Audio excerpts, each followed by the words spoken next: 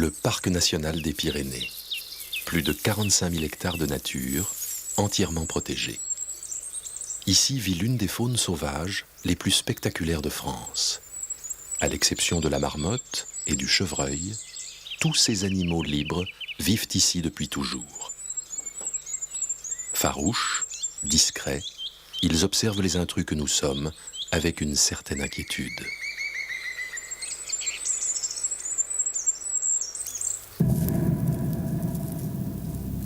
Cet ours est peut-être l'un des derniers des Pyrénées. Dramatiquement menacés, aujourd'hui moins de 10, ils sont malades d'une civilisation qui ne leur laisse plus de place.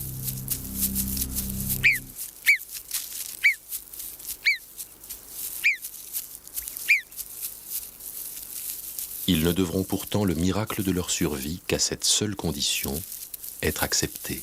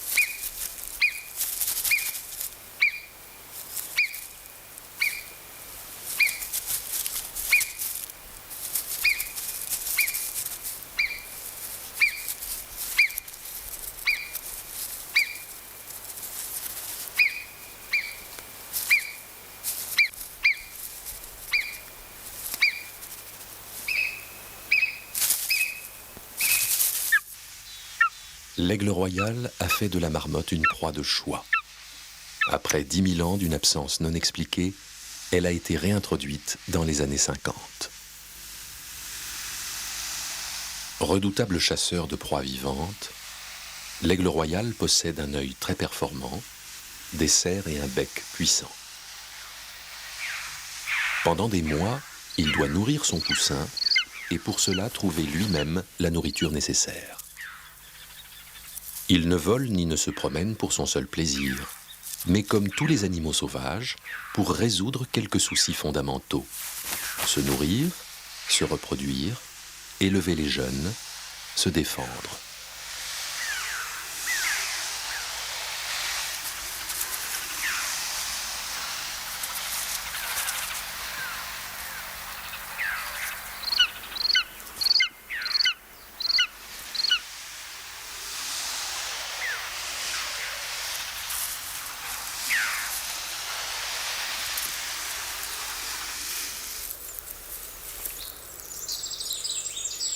Omniprésent, l'isard est le symbole même de l'animal montagnard, le plus apte aux courses et aux dénivelés impressionnants.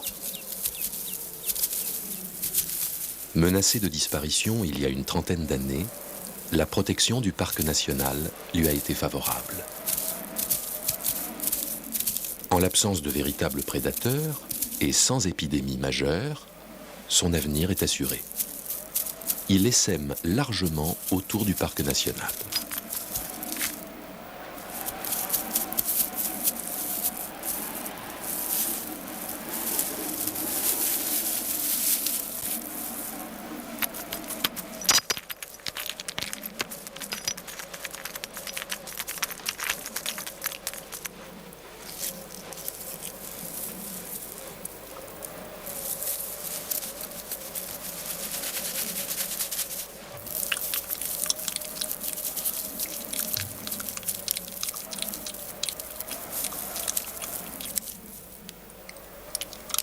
Corvidés, les mal-aimés. corneille, chocard, crave, superbe grand corbeau.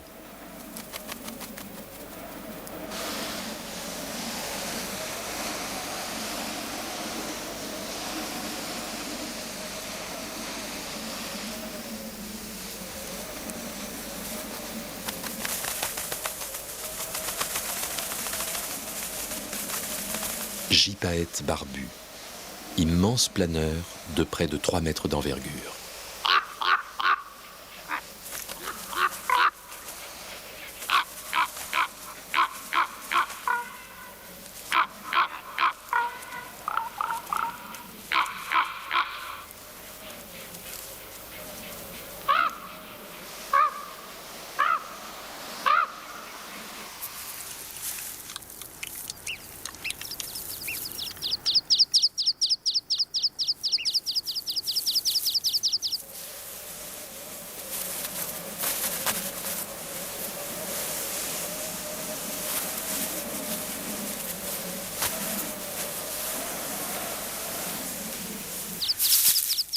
Le renard parcourt la montagne été comme hiver, des fonds des vallées jusqu'au plus haut pic. On l'a observé au sommet du Vignemale, à plus de 3000 mètres d'altitude.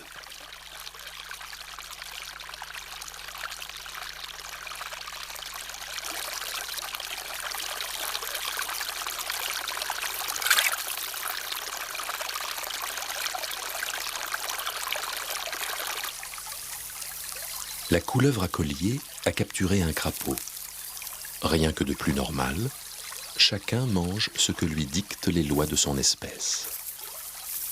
Pour tous ces animaux, le risque est permanent et le qui-vive toujours nécessaire. Parmi les charognards, le percnoptère est le plus petit. Il a installé son aire dans la grotte d'une falaise à son arrivée en mars. En août, il regagnera l'Afrique.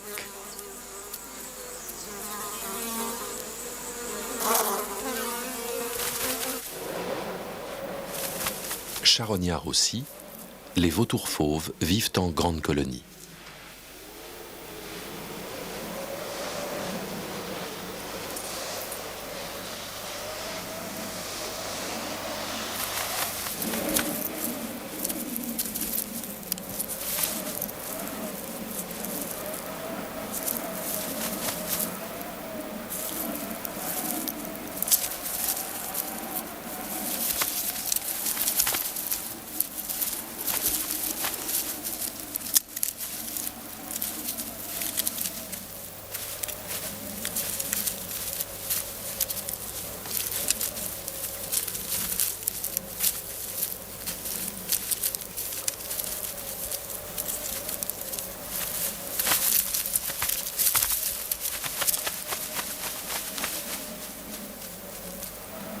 Gypaète barbu, un mangeur d'os.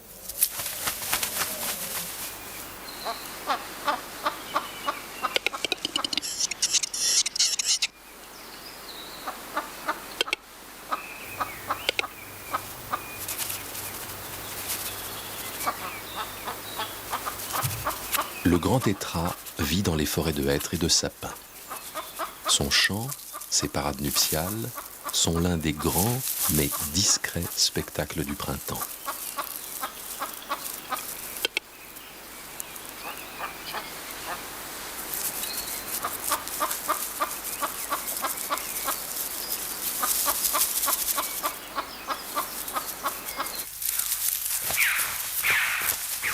Le gypaète entoure de soin son petit.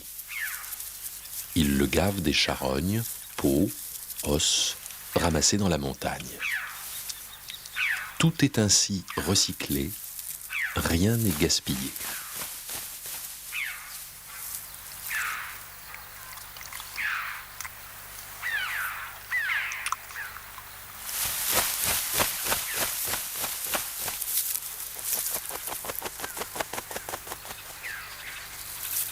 La femelle apporte à ce nourrissage beaucoup plus d'affection et de tendresse que le mâle.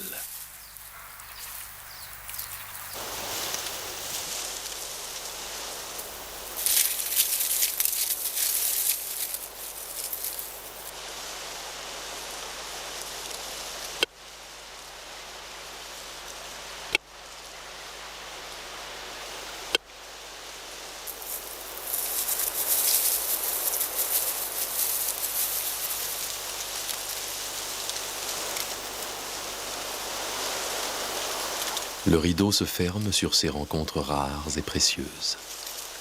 Nous ne sommes que de fugitifs témoins de cette vie sauvage, libre, mais fragile.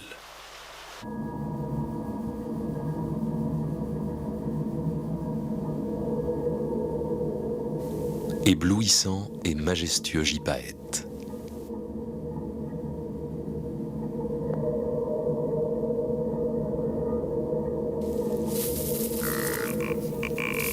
L'agopède, dans son plumage hivernal.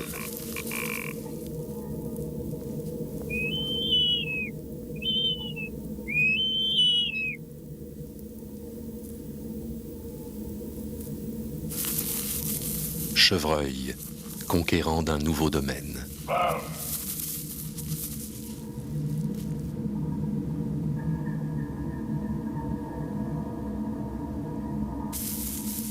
Sanglier puissant.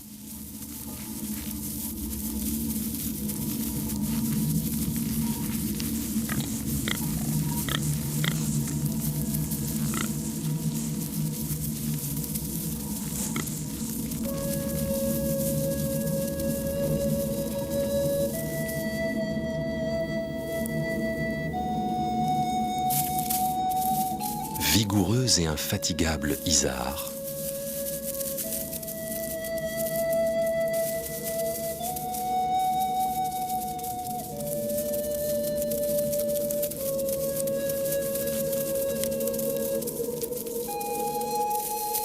Tous regagnent maintenant leur domaine secret et rude, où ils ne peuvent compter que sur eux-mêmes pour survivre.